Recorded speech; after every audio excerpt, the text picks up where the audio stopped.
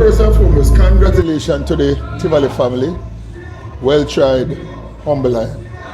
Today, we started out pretty tentative, and as you know, the playing surface was wet, so it's as if we give this humble lion team a little more respect. But you know, after communicating with the players during that time of the game, you know, they increased the intensity, and then the rest was history.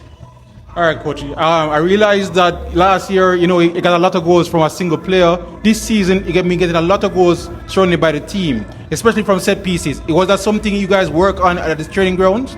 This is something that I take the time out to work on. It's a part of the game, because there are times when your attacking players, you know, will be nullified. So you will have to focus on the set pieces to get the job done. All right, Coach. As in the second half, you know, you guys kind of started a bit flat-footed like in the first half. You let them back in. But how happy you were that they step on the gas again and finish the job off?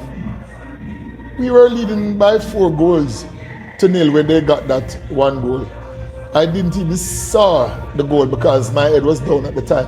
But the team, they have been working assiduously throughout this holiday period, because I really let them know there is no holiday as it relates to Tivoli Gardens. Today they came here and they really fought well. All right, Coach, and finally, you didn't get a clean sheet like last week this time. You've been letting a lot of goals at the back. Any cause for concern there? We still have concern because, as what I mentioned to you earlier, I didn't saw that goal that was scored.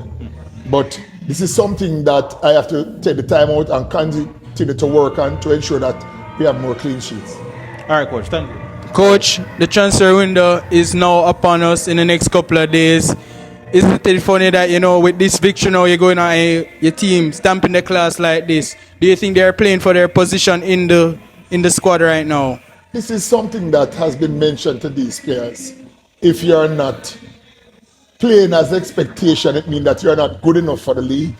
As a result of that, we are still looking at some players to join us in the transfer market. Any position in particular you have in mind right now? We're still going to continue looking.